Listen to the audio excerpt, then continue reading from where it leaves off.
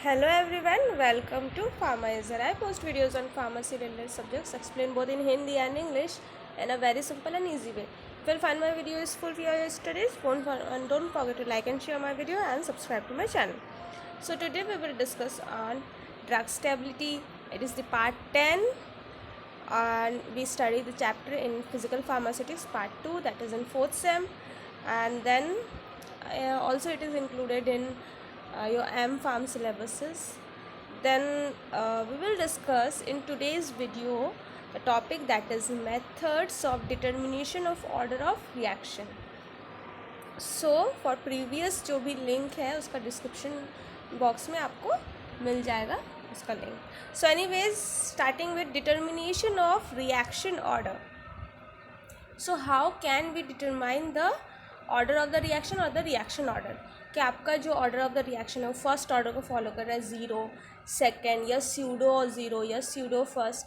सो उसके लिए क्या करना होता है कि हमें ऑब्वियसली वहाँ पे कोई भी रिएक्शन जो है वो लिखित नहीं रहता है that I am going through, I am conducting first order reaction, ऐसा तो कुछ रहता नहीं है.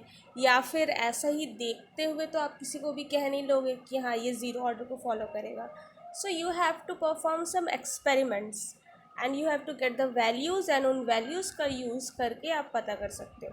सो in short, there is no straightforward method by which you can know the order of the reaction.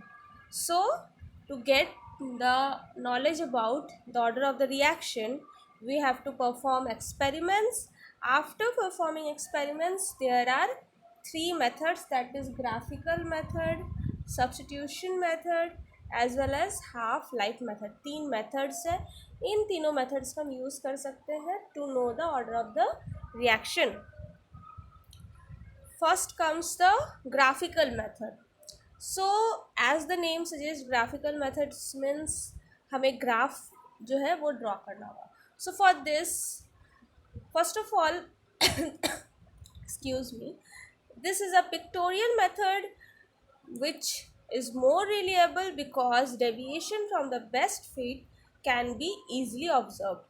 ये क्यों ग्राफिकल मेथड को ज़्यादा बेस्ट माना जाता है? बिकॉज यहाँ पर आप क्या करते हो, एक्सपेरिमेंट्स को परफॉर्म करके वैल्यूज़ को जब पुट करके या ग्राफ बनाते हो तो सिंपली आपने पढ़ा है zero order, first order, second order, सबका ग्राफ कैसा रिप्रेजेंटेशन है ग्राफ का वो भी आपने देखा है.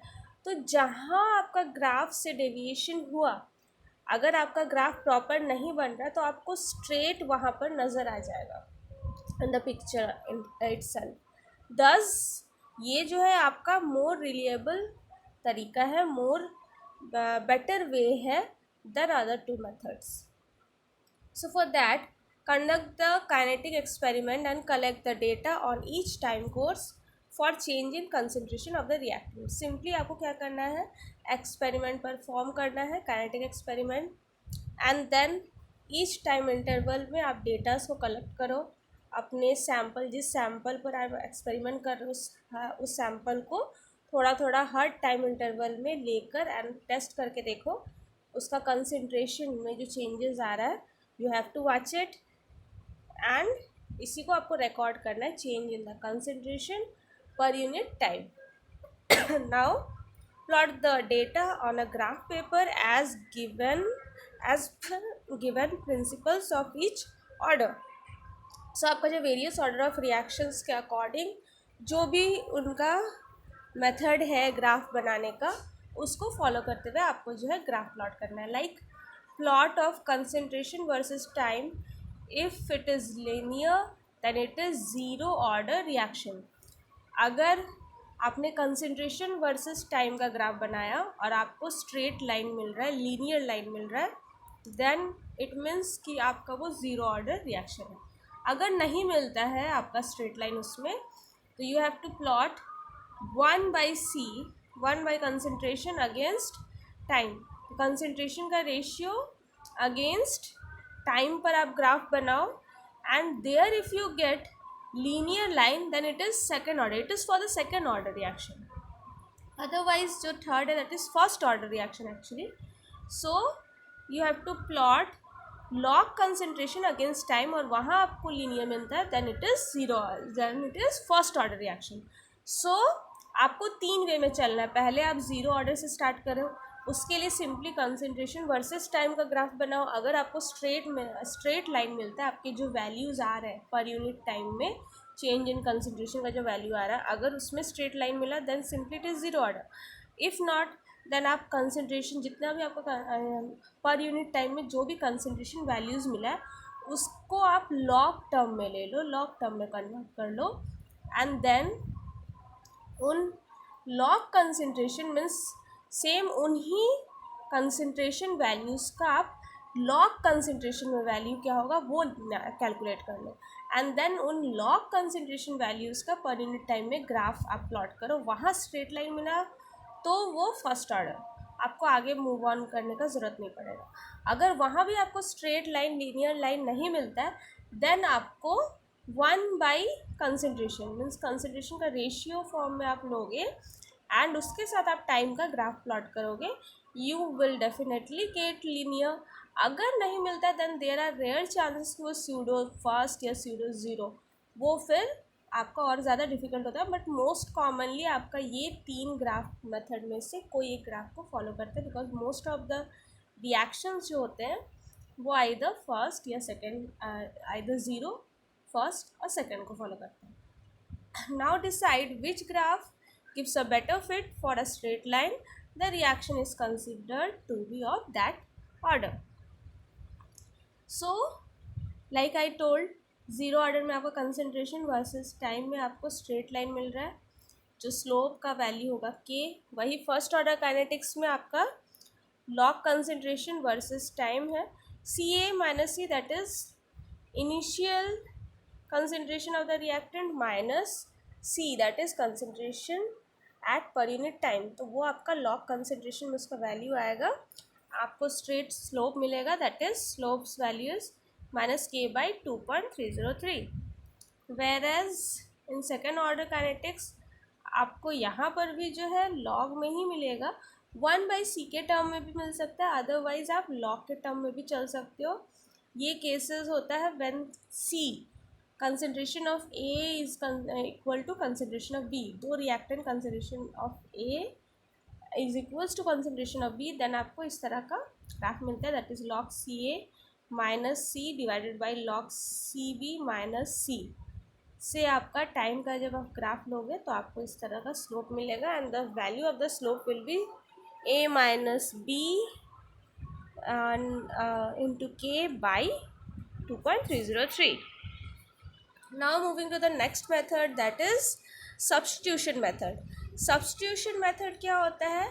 इक्वेशन में वैल्यूज़ को पुट करना, सब्सटीट्यूट करना, रिप्लेस करना. कैसे रिप्लेस करोगे? जैसे सी नॉट है, सी नॉट को रिप्लेस करके जो इनिशियल कंसंट्रेशन उसको पुट कर दिए. So that is known as substitution method. By using equation आपका सब्सटीट्यूशन मेथड जो है वो प्रोसीड करता है. So here what can you do? Simply conduct the kinetic experiments and collect the data on each time course for change in concentration of the reactant. आपको simply क्या करना है कि आपका एक्सपेरिमेंट को परफॉर्म करना है, डेटास कलेक्ट करना है about the change in concentration of the reactant. Reactant के कंसंट्रेशन में जो चेंजेस आ रहा है पर यूनिट टाइम में उसको आपको डिटरमाइन करना है.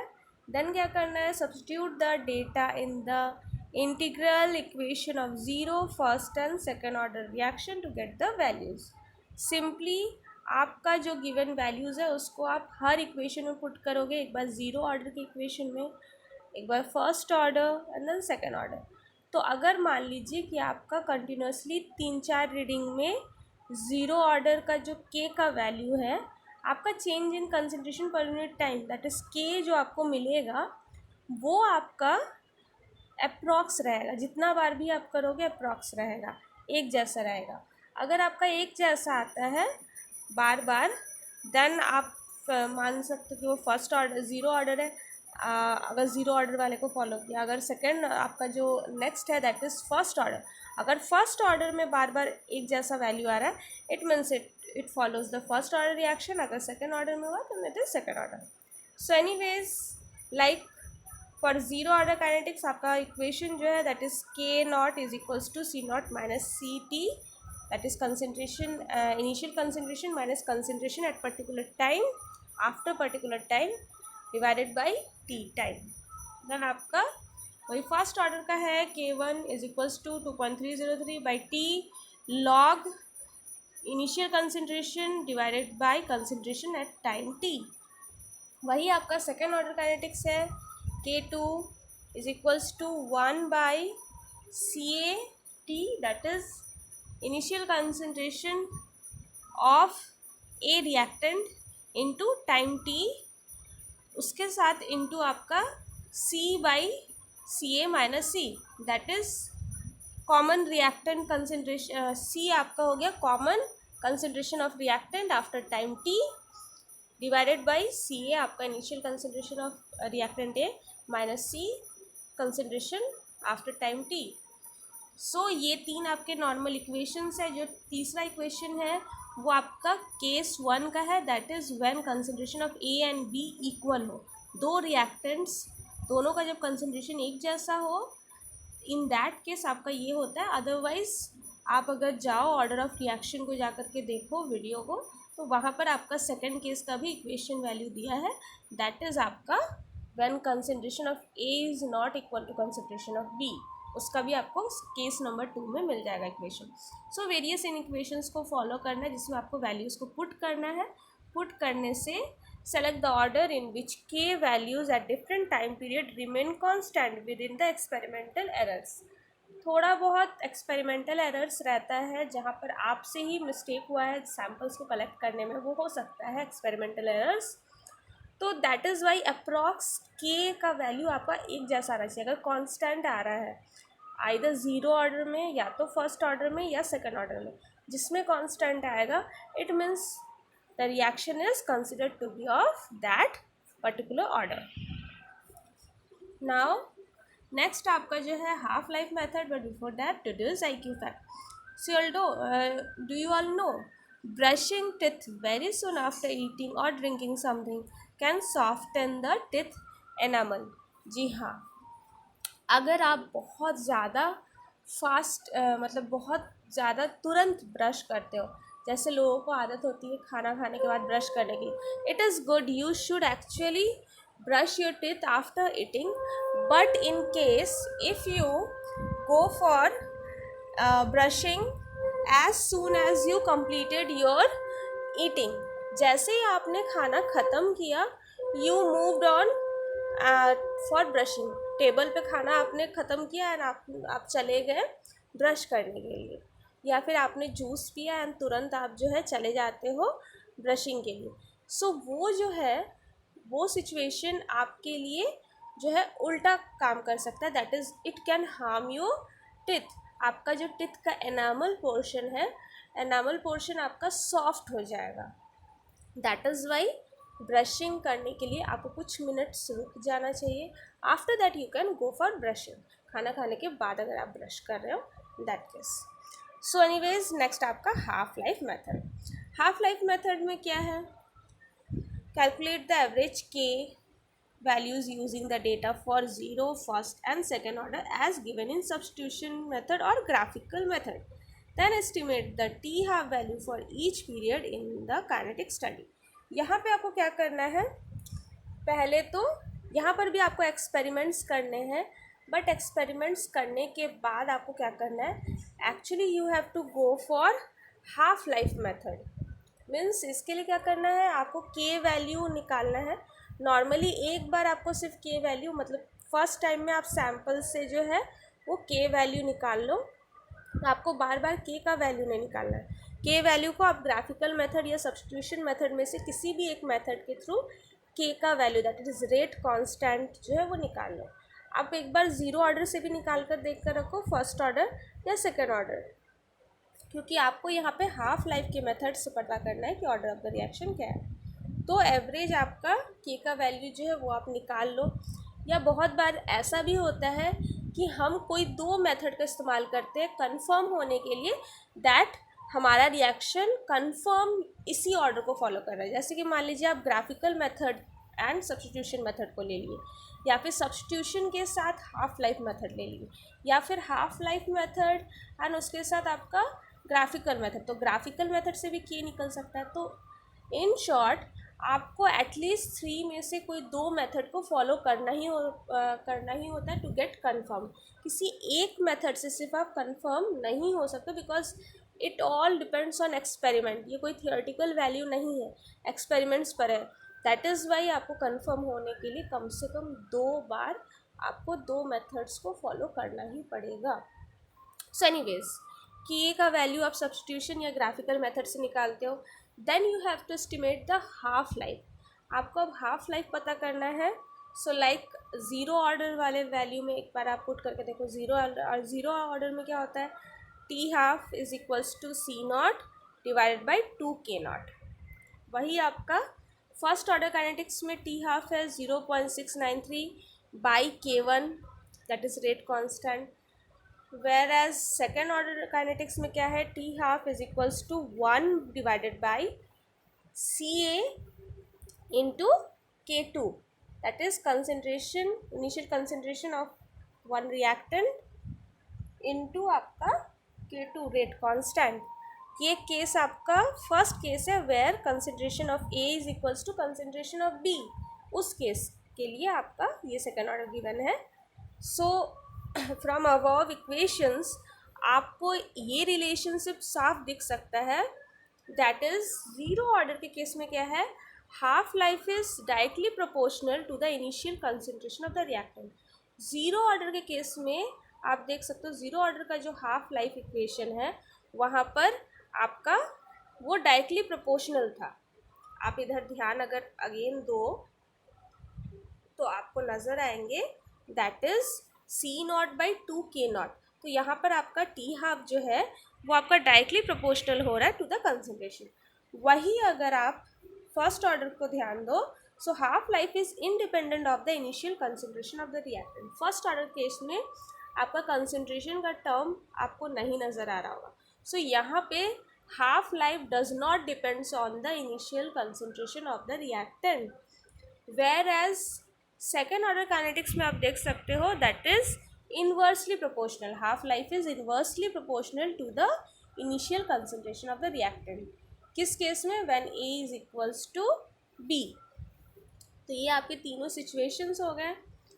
नाउ इससे आपको एक सिंपल रिलेशनशिप मिलता है that is between half life and initial concentration, जो कि हर ऑर्डर ऑफ रिएक्शंस को फॉलो करता है। जो जनरल रिलेशनशिप है हाफ लाइफ एंड कंसेंट्रेशन का सिर्फ it is T half is proportional to 1 by C A, that is initial concentration into n minus 1। Actually into not, it is to the power n minus 1। यही में आप put करके देखो सारे values को। सी ए आपका इनिशियल कंसेंट्रेशन हो गया, n हो गया order of the reaction.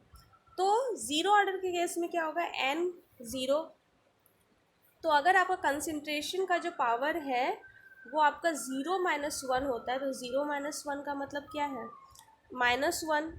0 minus 1 is -1 and दस आपका कंसेंट्रेशन का टर्म अगर -1 में होता है तो कंसेंट्रेशन का टर्म -1 से ऊपर चला जाएगा। -1 होने की वजह से 1 में कन्वर्ट होने के लिए कंसेंट्रेशन आपका डिनोमिनेटर से न्यूमरेटर में चला जाएगा। Thus T half is directly proportional to C A हो जाएगा, दैट इज़ इनिशियल कंसेंट्रेशन, जो कि आपका ज़ीरो ऑर्डर में है, डायरेक्टली प्रोपोर्शनल। वही अगर आप फर्स्ट ऑर्डर को फॉलो करो तो n के जगह में 1 होगा आपका। फर्स्ट ऑर्डर के लिए 1 माइनस 1 क्या होता है, ज़ीरो। तो आपका कंसेंट्रेशन का टर्म अगर ज़ीरो, किसी भी वर्ड टर्म का अगर पावर ज़ीरो हुआ it means it is 1। Okay, that is Y वहाँ पर आपका कंसेंट्रेशन जो है वो पूरा टर्म आपका रिमूव हो जाता है। 1 हो गया, आपका कंसेंट्रेशन का टर्म ही रिमूव हो गया। That is why first order में इंडिपेंडेंट होता है, does not depends on concentration. Then आपका वही सेकेंड ऑर्डर को अगर आप ले करके चलो, सेकेंड ऑर्डर के केस में क्या है, 2 माइनस 1 इज इक्वल्स टू 1। सो आपका कंसेंट्रेशन का पावर यहाँ पर 1 हो रहा है। सो ये डिनोमिनेटर के प्लेस में ही अपना रहेगा, इसका पोजीशन चेंज नहीं होगा। 1 बाई सी ए हो जाएगा 10, तो 1 बाई सी ए मीन्स आपका दैट इज 1/इनिशियल consideration. The second order case में इन्वर्सली प्रोपोर्शनल होता है टू द आपका to the half life. So anyways ये आपको जो है एक एस्टिमेशन मिल गया।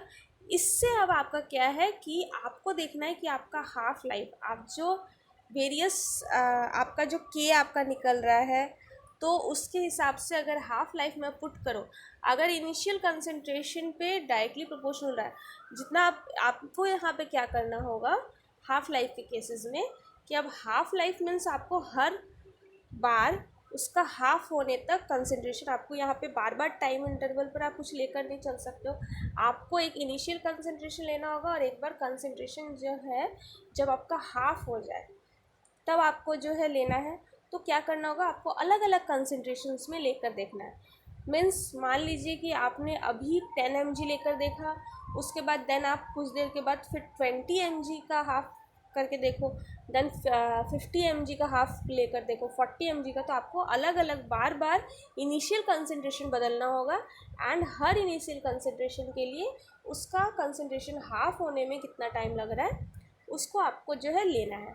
अगर आपका हर बार आंसर जो है वो एक जैसा आता है दैट इज़ अगर वो डायरेक्टली प्रोपोर्शनल टू मतलब कंसंट्रेशन बढ़ाने से उसका हाफ लाइफ भी बढ़ रहा है then it is zero order. अगर आप देखते हो कि कंसंट्रेशन चेंज करने से आपका हाफ लाइफ पर कोई असर नहीं पड़ रहा है, कभी ज़्यादा कभी कम, या अपना वो जैसा था शुरू से वैसा ही रह रहा है, आप भले कंसंट्रेशन चेंज कर दो, तो वहाँ पे आप समझ जाओगे कि ये फर्स्ट ऑर्डर है। अगर आपका कंसंट्रेशन बढ़ाने से इनिशियल कंसंट्रेशन बढ़ाने से हाफ लाइफ कम होता है, इन्वर्सली प्रोपोर्शनल रिलेशन अगर आपको मिलता है, then you can understand that आपका जो ऑर्डर ऑफ रिएक्शन है वो सेकेंड ऑर्डर है। सो होप दैट आप समझ रहे हो। यहाँ पे आपको कंसंट्रेशन अलग अलग कंसंट्रेशन को लेकर के बार बार अलग अलग बार आपको जो है करना होगा एक्सपेरिमेंट। हर कंसंट्रेशन आप स्टार्टिंग में जितना कंसंट्रेशन ले रहे हो उसको हाफ होने में कितना टाइम लग रहा है that you have to estimate. तो आपका हर बार इनिशियल कंसंट्रेशन अलग अलग होगा एंड उसके अकॉर्डिंग आपका जो भी किया आएगा उसके हिसाब से आपको हाफ लाइफ जो है सो कैलकुलेट करना है and you have to estimate the relationship. So with this हमारा जो है हमारे पास प्लेलिस्ट में आपको सारे आपको जो भी सिलेबसेस में आपके हैं सारे टॉपिक्स आपको मिल जाएंगे related to your drug stability, सारा आपका गिवन है। जस्ट नाउ आपका माइक्रोमैनेटिक्स भी उस पर एडेड है। वन मोर थिंग, इसके बाद जो हम आगे बढ़ेंगे that we will start with coarse dispersion chapter. So from next video आपको कोर्स डिस्पर्शन का मिल जाएगा। प्रीवियस जो 2 चैप्टर्स है दैट इज़ ड्रग स्टेबिलिटी का सारा पार्ट्स है, अलॉन्ग विथ दैट माइक्रोमैनेटिक्स है। सो for more videos you can go and check my channel. Hope that you have found my video useful. If yes, then press the bell icon to get the notifications. Thanks for watching and bye bye.